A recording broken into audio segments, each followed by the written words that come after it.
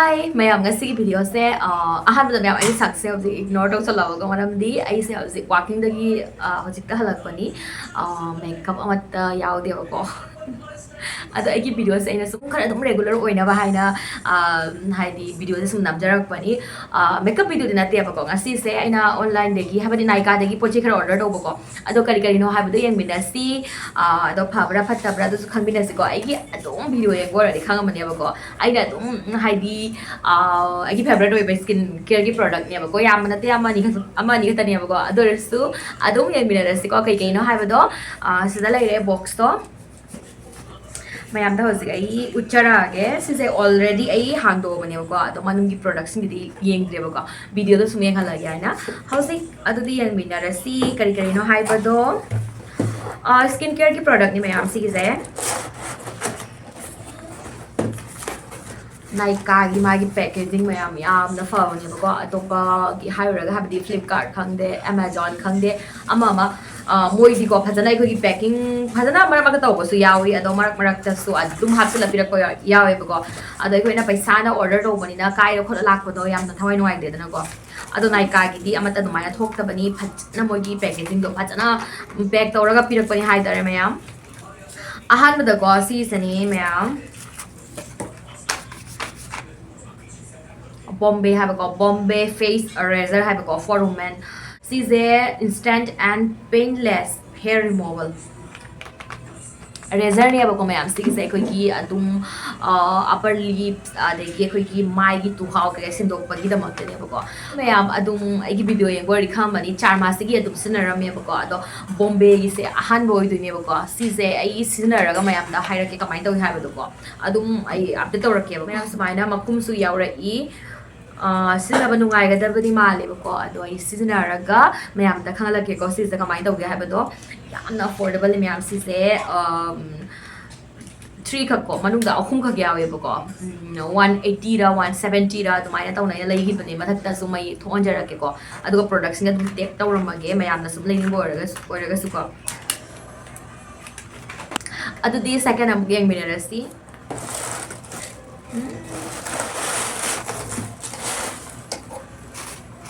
sumai do na tongan na phajana sumai na yu ma ga lai ya ko du tar di ko gi pochi se se bore da na ko kai bu khot pa ma tau tre si se me am plum gi rice water and niacinamide 2% hybrid sunscreen me asing sunscreen se gi amna have the favorite sunscreen oil ya ko siga adegi ko gi plum da so ma khalai bani ba tinted sunscreen adu sunungai sina ba doctor sets ki adu sunungai adegi Neutrogena affordable oi ba ko mo gi sunscreen sing do loiness never nungai aduna amka hanna si se adum order do re ko mayam adum khara dum sinab da nungai ba sunscreen kari gak to ko ai mathak da sum tek taw jaram mage mayam laining bor di leiba ya gani sunscreen se mayam aduk ki matik important ne ba ko season ba se ai khoina phana phajaba phana atang ba skin care products na ba taraga su ko sunscreen tai da ba taraga di adu gi do karim kana ba phangoi ba ko sunscreen janai ko gi nuksa da gi only habdi nuksa da gi ta product taw de ba ko skin ne koi gi mana kai hai ni khuichilak pa ma adegi mahing nuing ama hai sunscreen kana ba mayam lei mayam aduna sunscreen se soidina ma kisna view kai masina da borga di ko adum ya pampai matung ina adum any aphaba sunscreen masina view skin type ki matung ina agi skin je mayam oily to combination hai di weather ki matung ina adum change to ya ba combination skin ya ba gi se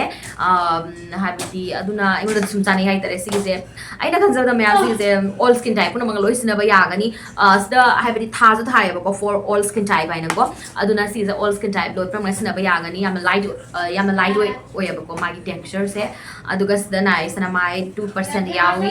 mayam su khangiram gani niacinamide se ko skin da makta kyam kane hai ba do ko aduga SPF 50 PA++++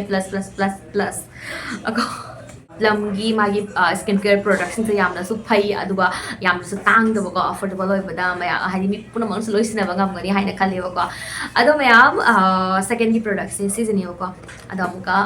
third am game mineral se kari na ko mayam third products na season yo mayam se se khati tang lum me aba kai na hai ba da se ani ne ba ko hang do ra ko ne khala se mayam ne ꯁꯤꯁꯦ ꯃꯌꯥꯝ ꯄ꯭ꯂꯝꯒꯤ rice water and niacinamide 2% clear moisture gel cream ko sise mayam all skin type punamakna loina sinaba yagani haba sise mayam aduki mati haidi nungai hai tare sigi cream se sinaba ko ikhi na adum ayuk nungthin da ore sum sinaba yai aduga kuna night cream oina sum sinaba yai ko moisturizer ni mayam aduna ikoina nungdhang da sum sinaba yare na ko aduna ikoina tongana muka night cream day cream haina thamdabi do ko agi oina di sumaina moisturizer sinabasina hena pame ko khara sum haidi shortcut so ore ani chin bagi maram di ko agi do loi do re ba ko agi si moisturizer se loi do re aduga amana imana bi ni ba ko imana bi du go so aina adum sina na yengo na hai na ko mongon aina ama khak dum try to holle ba ko adagi ma su adum sigi plum gi moisturizer se ko adum ma su pa ma ga ma su regular sina re ba ko me adu ma yam su so na ba ki sina na yeng bi sigi se yam su tang da bi da yam la fa ba moisturizer ni me oily skin combination skin gidi hen haidi yam nungai bane ba sigi se ko gi light do it oraga nungai bani hai tare me even ko gi dry skin ke na su sina ya gani ko ama try do sigi se ado me am aina hosik picture riba production se loina mathaka tag tau jara mage aduga sum khra dum phaba khotpa dum sunscreen moisturizer dum ai tag tau jara mage leading board ga su ba sum thibada dum nungai ne ba ko